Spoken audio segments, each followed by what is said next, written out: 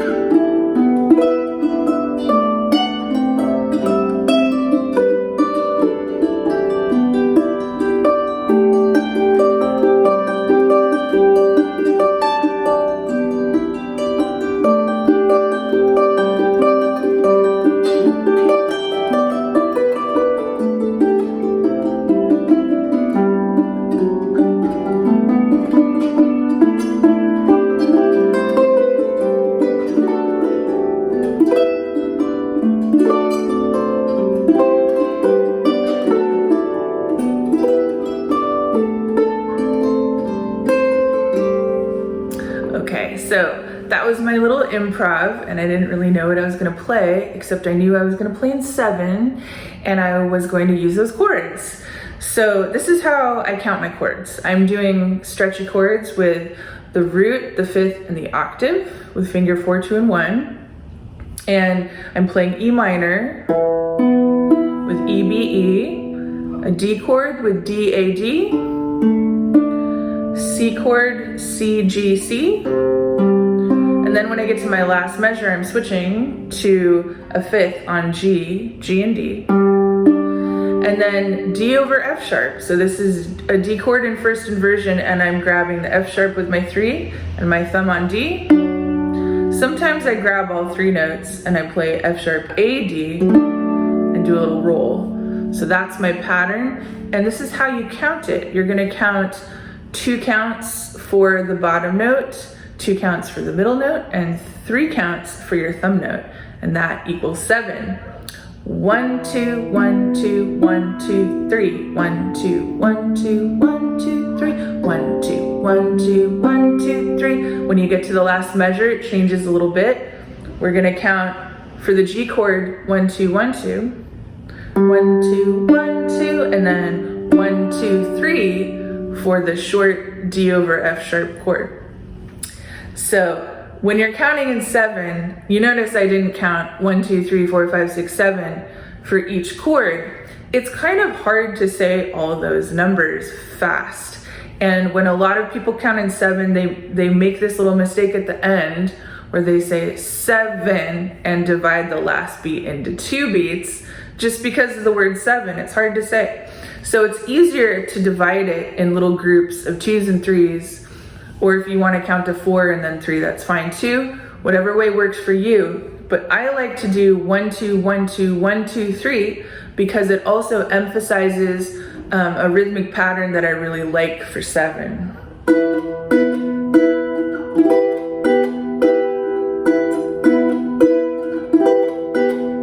It sounds kind of like 3 long beats, 3 big beats that are going short, short, long, short, short, long, short, short, long. So that's the rhythm for 7 that I like to write in. But also in Balkan music, they use 7. Sometimes it's the other way. They'll do 3 and then 2 groups of 2. So you might have 1, 2, 3, 1, 2, 1, 2, 1, 2, 3, 1, 2, 1, 2, 1, 2, 3, 1, 2, 1, 2, 1, 2, 3, 1, 2, 1, 2. So you could have a longer feeling beginning of the measure and then 2 short little hits at the end. So I'm going to use the one where it's short, short, long for my demo, but you can switch it up as long as you're ending up with 7 at the end. So counting along when you're trying to set up your 7s, really important. If you haven't played in this time signature before, your body will probably try to pull you another way. It might pull you into playing in 6 or pull you into 8 counts, because playing in duple and triple times are really familiar for Western musicians. So that's kind of probably what you're familiar with when you're playing, if you played like classical or Celtic harp, and you haven't played as much like Eastern European stuff. But you can kind of combine your triple and duple if you count out loud and get you into the 7 rhythm. There's something else about keeping you on the beat if you're playing harp specifically, because we're going kind of fast, we're doing 8th notes. Sometimes it's hard to just get in for the next chord. When you're counting in 7, you might do this. 1, 2, 1, 2, 1, 2, 3, and then go look for your next chord. So now I'm no longer in 7 because I'm kind of dragging before I get my hand back in. So what I like to do when I'm teaching a tune in 7 to a student or something, what we do is we grab on the last count. So we think of going 1, 2, 1, 2, 1, 2, grab, so that your hand is ready for the next beat 1. So you could also count this way, which is kind of funny. 1, 2, 1, 2, 1, 2, grab. 1, 2, 1, 2, 1, 2, grab. 1, 2, 1, 2, 1, 2. As long as you know you're grabbing your strings, but not playing it at exactly the same time. You're setting up your hand. When you start going faster, this will really help, because I like to play fast tunes in 7 like this.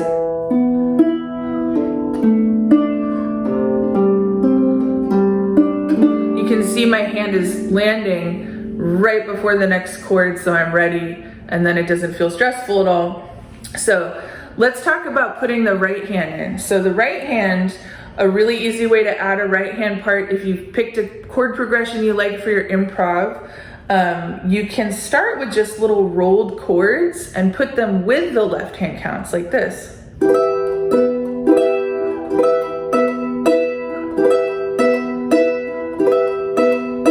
So I'm just staying on E minor and hitting at the same time as the big beats, and then change with all the chords.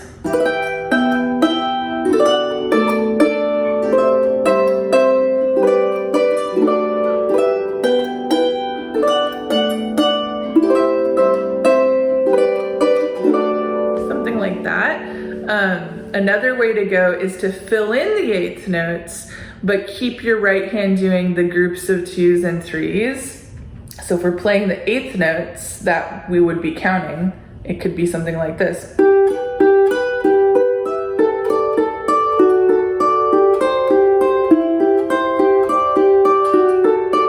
So I'm still changing the chords at the same, in the same places, but I'm filling in every little 8th note.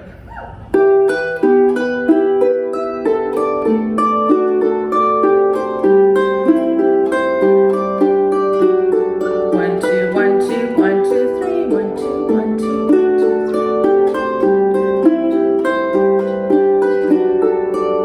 3. So that time when I filled in the 8th notes, you could see I was counting a little bit, and I started counting quieter and quieter. So there's a thing about counting out loud. It really helps you put the beats in the right places. So count singing, even if you're not matching the pitch, it's great if you match the pitch that you're playing, but if you can't, or if you're tone deaf or something, that's fine. But saying the beats as you play them and count singing really helps you put them in the right place, so you're not kind of changing your rhythm unconsciously. It forces you to play at the right place. So even if you're counting really quiet and no one could hear what you're saying, but your mouth is saying 1, 2, 1, 2, 3. You're saying 1, 2, 1, 2, 1, 2, 3 under your breath. It helps force you to put the beats in the right place. And I've seen this with everyone I've ever worked with as a student. I've seen that when people count in their heads, it's not it doesn't have to land in reality at all. If you're forced to say it, there's something about using the language center of your brain and saying the beats out loud that forces you to get them in the right place most of the time, or at least you can feel when it's off, but it's gonna get you to your end goal playing in 7. So even though it might feel really difficult to do, or you might feel silly doing it, you should definitely do it. Anytime you're counting a rhythm that's unfamiliar to you, don't count it in your head, count it out loud. And then if you're still not super confident, it's okay to just count very quietly. Even if you're, playing in the background at an event or something, you can count because it will get you in the right beat. So we just did the 2 hands making up a part where they're playing at the same time. Let's talk about playing right hand parts that don't line up perfectly with the left hand. So one thing I really love when you're improvising in this tuning, I'm in G major or E natural minor. I think of it as I'm playing in G major right now, but I'm starting on the 6th chord for my pattern. So I like to use the G pentatonic scale, which is all the clear strings, to make some improv. Because that's kind of like an easy thing to follow. If you go, I'm just gonna play on my clear strings, that's the rule. They all sound pretty good when you're playing pentatonic scales. It's harder to make a mistake, It's a nice way to start improvising if you're not really sure what you want to do. So you can make little kind of waterfalls of notes going up and down. I highly recommend practicing this separately from all of your left hand stuff. Just practicing your right hand climbing up and down your harp using only the clear strings. You could do, what I just did was groups of 3. You could do groups of 4.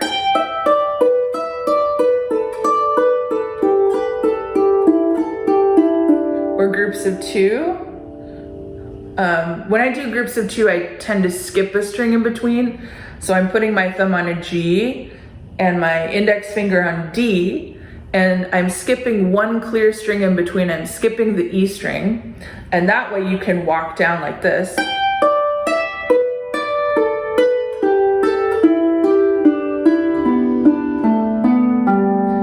It sounds really cool when it's sped up.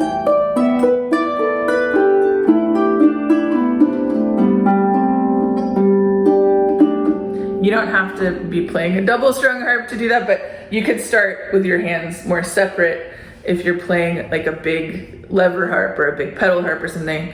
But I'm just using my double strung for fun today. So anyway, pentatonic notes, that's a great place to start, and it might be hard to keep track of your 7, so you start your 7 pattern first, and you might start some of these rolled chords first to really get you locked in like this. Oh, one more thing.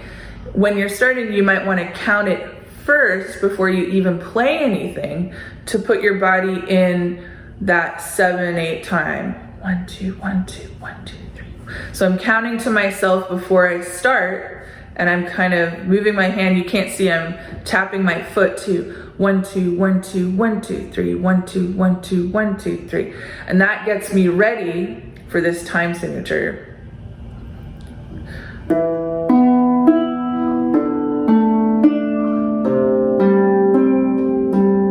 And the rolls.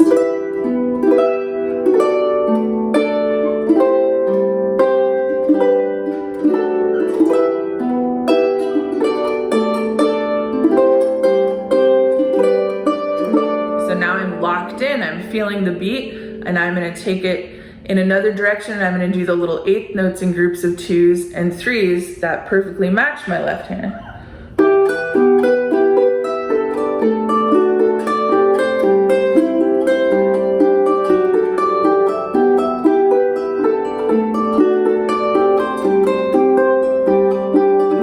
Okay, and then I do that for a while, and then I might go, okay, now I'm going to try just climbing up and down nonstop with my pentatonic notes. but this is gonna go outside the realm of matching the left hand, okay? So I'm gonna go out of the lining up with the left hand into something outside. It's lining up right now.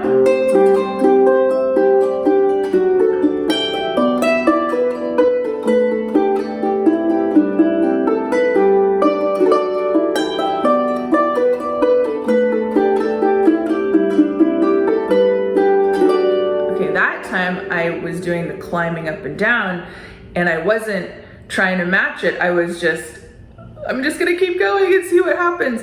So that's when you want to rely on your technique, and if you practice just crawling up and down your strings in your right hand, then you can do that. One more thing I'm gonna show you is, of course, my favorite thing. If you've seen my other little tutorials, I love doing different overlapping patterns. So I'm gonna do a kind of pseudo polyrhythm thing right now. My right hand is going to do a 3-note pattern continuously against the left. It was kind of like what you heard just now, but I'm gonna stay in one place, and that makes it more obvious how it's overlapping. So I'm gonna do G, D, G going up, and I'm gonna go around and around and around with those notes, and it's gonna make this really nice background sound that goes kind of under the left hand bass pattern.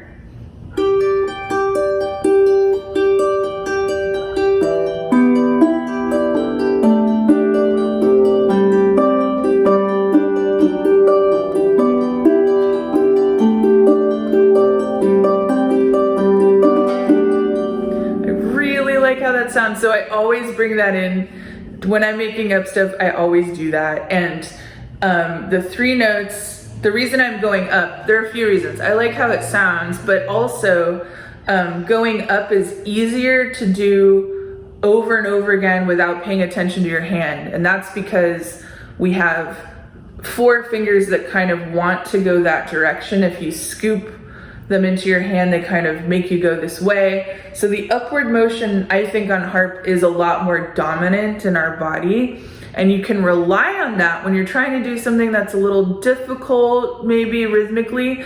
An up motion is usually much easier to do than doing an arpeggio going down over and over again. Now, lots of people are trained very well and can go down without worrying about it, but most of what we play, I mean, especially if you're doing rolls, a lot of it's an upward motion. So if you're trying these kind of polyrhythmic things, go up, and also don't have your hand go back and forth too much. Like some people might want to take it further and try a 5-note pattern against the left hand, 5 against 7, which is really cool. But you know, we don't use our pinky for harp, so you can't go just straight up with 5. You'd have to do something like that, a group of 3 and then a group of 2.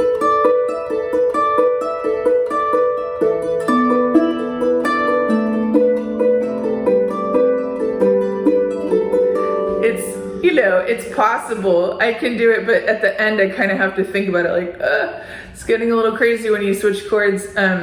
So anyway, things that go up are going to be easier if you're trying something a little more, you're trying to be a little more brave. Start with going up, and that's easier on yourself than doing downward facing things. Or the worst is your 2 hands going against each other, which if you want to stay really sharp throughout life and give your brain something really tricky to do, is go opposite directions on the harp with something crazy like that. So anyway, so that's my little overlapping rhythm, and I'm using the one I was showing you. I'm using G, D, G because I think of this as, I'm playing in the key of G right now, got my F sharps. Even though my pattern starts on the E minor chord, I think of it as, you know, the dominant do sound to me is I'm hearing this in G, I'm just starting on the 6th chord. So if I'm playing in G, a really good kind of background noise to have harmonically is just the do and sol, the tonic and the dominant in the background. So if you're gonna do some repeated thing while your left hand chords are moving around, you might wanna choose those notes. So G's and D's are nice. And I'm also keeping my right hand kind of quiet when I do that repetitive stuff so that it has more of an effect and it's not the two hands pulling really hard. That can be harsh and it just doesn't sound as nice, but this is kind of gives you a different feeling.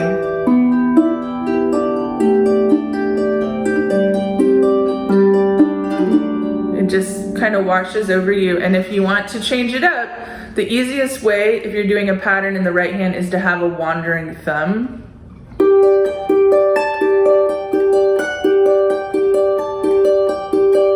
So the bottom shape stays the same and your thumb can kind of stretch a little bit.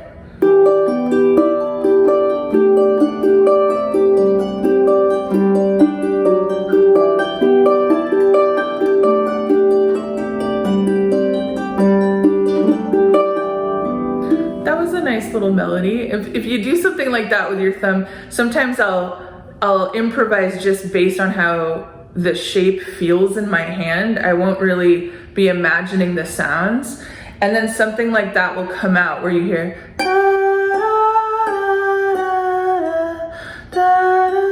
and I think, oh, that's so pretty. Maybe I'll put that in my improv.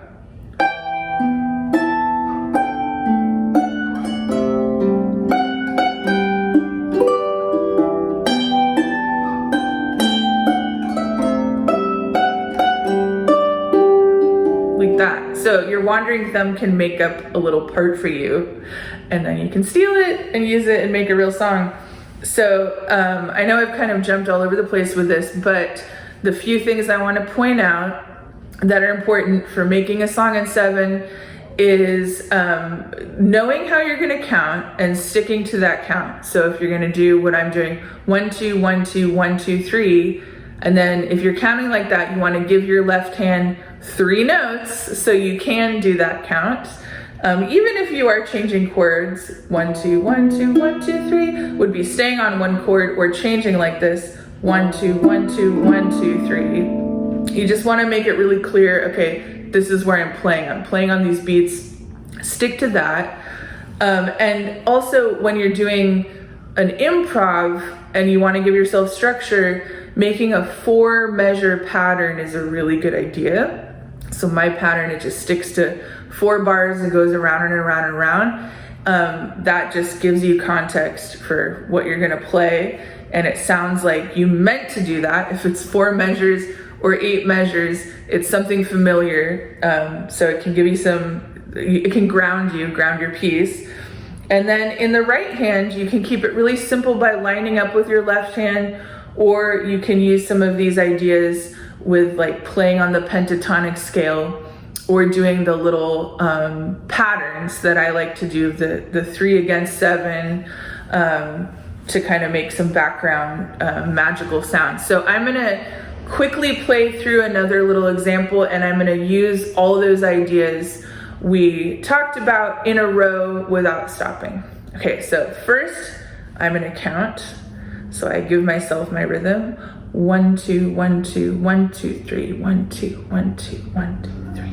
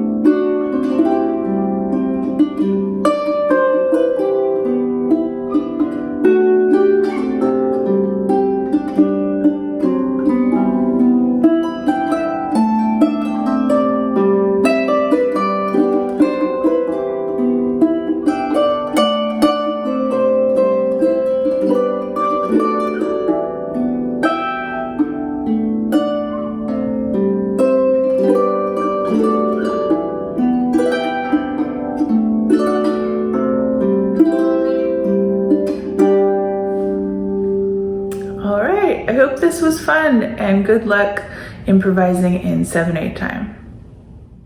This project is partially supported by grants from the New Orleans Jazz and Heritage Foundation Community Partnership Program, the Louisiana Division of the Arts, Office of Culture, Recreation, and Tourism, Louisiana State Arts Council. Funding is also provided by the National Endowment for the Arts, the St. Tammany Parish Commission on Cultural Affairs, and Kamak Harps. It is produced by the New Orleans and North Shore chapters of the American Harp Society. Our audio-video producer is Carlos Valladares. Series producer is Patrice Fisher. You can make a donation to help us continue this series through PayPal to nochapterahs@gmail.com.